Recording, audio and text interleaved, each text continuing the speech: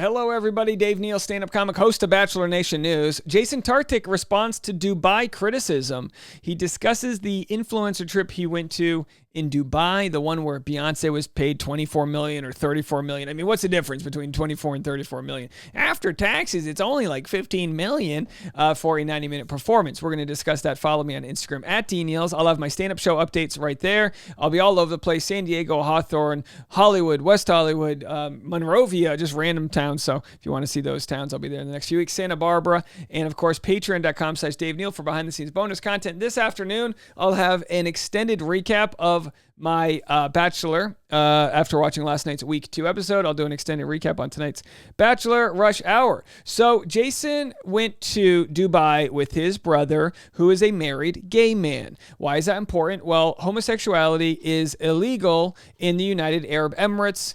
And we're going to discuss the idea that we've presented that Bachelor alumni sold their influence in Dubai. We saw Cassie Randolph and Tayshia, Matt James, Jason Tartick, Nick Viall turned it down, but others were all invited to this 1,400-person concert. And of course, in this video that I already made, the idea was that, well, this isn't just a concert for the Atlantis Hotel. These are state-sponsored events to say, look, Beyonce comes here. It's okay if you can't be gay or wear a bikini or whatever the case may be. I'm not saying you can't wear a bikini in Dubai. I'm just saying, is the Western influence and the capitalism of an international tourism market enough to persuade countries to have basic human rights, like homosexuality being legal?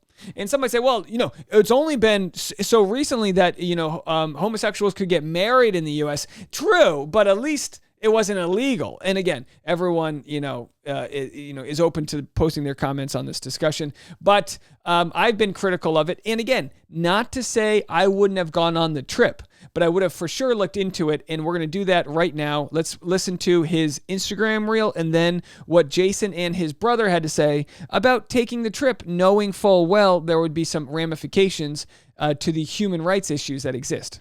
We estimated about $100 million. I do want to get into just the ROI of this, right? But only 1,400 people, and she's putting on this concert. And he said that easily over 1 billion impressions were made. People are like, well, how do they get their return? Think about what people pay for a Super Bowl commercial, right? 30 seconds this year, $6.5 million. All of marketing forever is just about eyeballs, impressions. Yeah, so everyone who went to the concert had to post and share a hashtag of Atlantis. If they're saying they didn't have to, they're wrong. They're lying. By the way, typo down there. Podcast is 2 A's. All right, but either way, Jason does a really good job with this podcast, top 50 in business. He's willing to have difficult conversations, and that's what we love and are trying to do. Like I said, I don't knock them for going, but we have to talk about not just the issues of homosexuality being illegal, but if we look at this article I just found in the Harvard, the Harvard International Review, there are tons of migrant workers that go to Dubai or the United Arab Emirates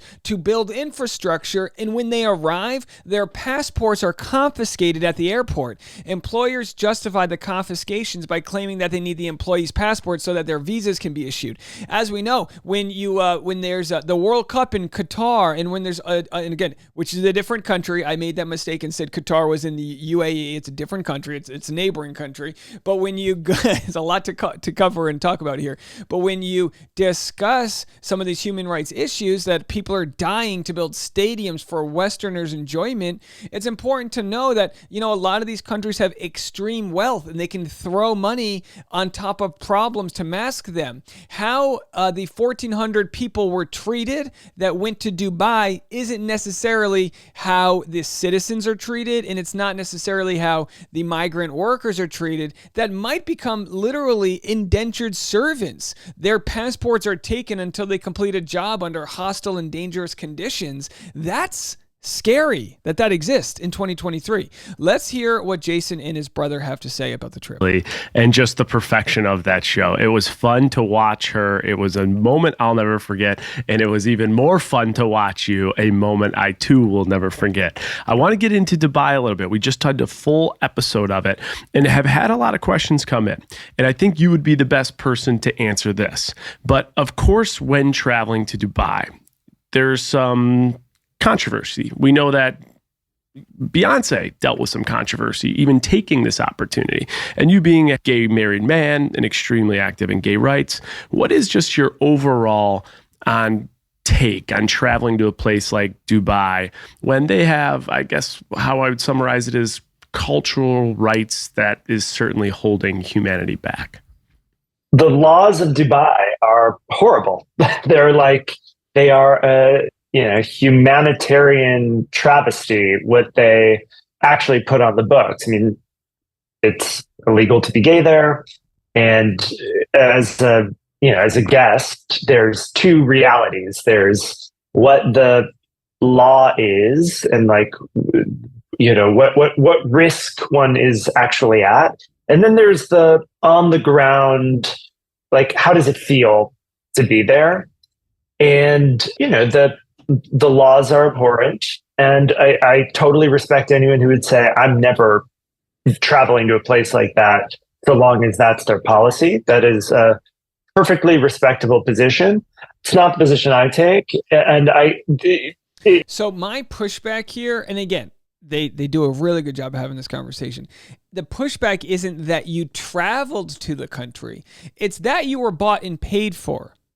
So they might say, well, they didn't pay them to be there. They paid them with first-class flights and beautiful hotels and things like that. They gave them this vacation to say, look, show up, be an audience, promote the thing, and you're going to love what you see. And it's again, not as bad as North Korea, but we all know people have done these tours in North Korea where an ambassador shows them these fruit-filled supermarkets. Oh, isn't it so nice up here? It's all cosplay. Again, like I said, not as bad. This isn't a communist country, but just because the rules are archaic doesn't mean that the rules apply to them. They're the ones with the money coming in and the influence. Of course, they're going to make it look like everything's peachy for them, but we're the migrants that built the Atlantis resort. How are they doing? And I don't even know the answer to that. But no one's concerned about them because they're not the ones bringing in the money. They're expendable in the eyes of the infrastructure that's built there. In truth, there are states in our country that have abhorrent laws, and generally speaking, I try not to send my business and money there. But it's a true consideration that gay people, trans folks, women have to consider more and more and more as they plot their path.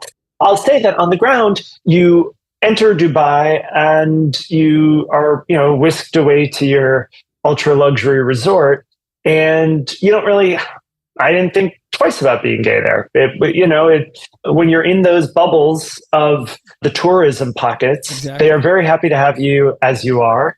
So as far as it's actually, they're just helping Dubai even more. They're making the point that no, as long as you're a tourism and you're coming in, things are perfectly fine. You don't have to see the underbelly of who the rules exist for. And they want your money. And they're, we saw women in bikinis. There was drinking. It did not feel restrictive. So it says here, I just pulled up on TripAdvisor, how many Nepalese workers die of overwork, poor conditions at the Atlantis Palms Hotel in Dubai every year? 400. And again, this is just a comment from somebody, but yikes. The very privileged bubble of the luxury tourism that we were participating in. Is there something? I guess again, these deaths I'm speaking of are in the construction of these hotels. I think that's all extremely well said. Is there something to be said about the way that the progress in the Western world and Western hemisphere just drives the entirety of the world, slowly does have impact on areas like the Middle East when people like yourself say, I'm going to show who I am. I don't care that it's illegal there because I still feel comfortable in who I am. And some of that progress eventually then bleeds for change that we're already seeing via protests in the Middle East, especially after World Cup and things like that. I mean, do you think that that's a fair stance, that showing up to these places is almost part of that progress the Western Hemisphere has had on these places and what's happening, or no? Well, I think certainly a country like Dubai wanting our money has forced them to be more accommodating than they may want to be. All right, so I like the idea. He's saying that the free market of letting people in forces them to kind of adapt to the Western world. Not bad, not bad. It's one way to look at it. But again, like I said, it's not that you're just operating as a tourist. Your vacation was bought and paid for, and with that comes some light criticism. Honest and to be entertaining. Okay, that's a good one. Did you have any idea about this whole Tarte influencer trip that was going on? Did you hear anything about that or no? And did you have a take? I heard some rumblings about it, but I don't know the details of it. Is that a beauty brand or? Yep, big beauty brand. They were also in Dubai, and there's a lot of question marks of was some of these dollars supported by Dubai and just not the hotel in general, and didn't know if you had a take on that. Probably. All right, and then they discuss probably, yeah, it's not just that it's a hotel bringing people in, it's that these countries have a lot of money, have deep pockets. We talked about Saudi Arabia and how literal assassination of journalists happening, and yet they're considered an ally because they're the number one petroleum export in the world. That's the world we live in, folks.